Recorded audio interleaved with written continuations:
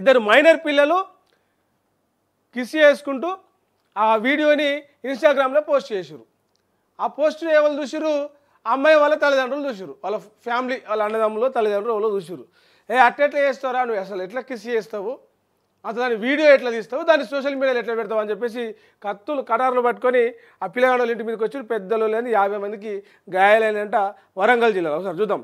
Social media, ఈ Twitter, దాని ఏమంటారు, ఇన్స్టాగ్రామ్లు, ఈ ఫేస్బుక్లు, యూట్యూబ్ షార్ట్స్ ఇట్లా వచ్చేది చూస్తే మాత్రం అసలు చిన్నపిల్లలు బాగా చెడిపోతుండడానికి ఆ సోషల్ మీడియానే సగం కారణం. చూద్దాం.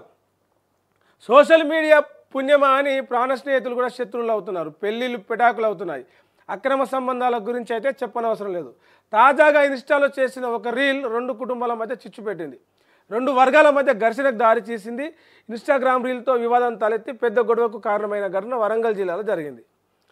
మైనర్ బాలిక, మైనర్ బాలుడు ముద్దు పెట్టుకుంటూ వీడియో తీసి సోషల్ మీడియాలో అప్లోడ్ చేశారు. ఆ వీడియో వైరల్ కావడంతో ఇరు కుటుంబాల మధ్య గొడవ చోటు చేసుకుంది. దీంతో ఒకరు కాదు, ఇద్దరు కాదు, ఏకంగా 50 మంది యువకులు, మహిళలు ఘర్షణ పడ్డారు. పరస్పరం దాడులు చేసుకోవడంతో గాయాలని. కొత్తవాడకు చెందిన మైనర్ బాలుడు, బాలిక ప్రేమించుకుంటున్నాం అని చెప్పి ముద్దు పెట్టుకుంటున్న వీడియో తీసి సోషల్ మీడియా ఇన్స్టాగ్రామ్లో పోస్ట్ చేసిరంట. వీళ్ళు మైనర్లే అయినప్పుడు వాళ్ళ చేతికి ఫోన్ ఎందుకు రావాలి, ఫోన్ ఎందుకు ఇచ్చిర్రు మీరు? అలా ఇన్స్టాగ్రాము ఏజ్ లేకముందు 18 ఏళ్ళు లేకపోతే ఇన్స్టాగ్రామ్ అకౌంట్ ఓపెన్ కాదు. వాడు ఏం చేస్తాడు, తప్పుడు డేట్ ఆఫ్ బర్త్ పెట్టి ఎక్కువ, అంటే 18 ఏళ్ళు 20 ఏళ్ళు ఉన్నట్టుగా date of birth year March Instagram account open చేసుకుంటాడు. వీళ్ళు ఫోన్లు చూస్తుడు, ఇన్స్టాగ్రామ్లు చూస్తుడు, వీడియోలు చేసుడు, రీల్స్ చేస్తుడు, ఇట్లా ముద్దు పెట్టుకుంటూ ఆ వీడియోలు ప్రేమించుకుంటున్నాం అని చెప్పేసి వీడియో పెట్టిరట.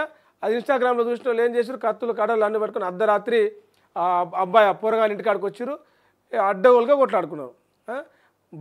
బాలికను బాలుడు కావాలని లొంగ తీసుకొని కిడ్నాప్ చేసేందుకు ప్రయత్నించారని చెప్పేసి బాలిక బంధువులు ఆరోపించారు. బాలుడికి భయం లేదు, ఈ బాలికకు భయం లేదు.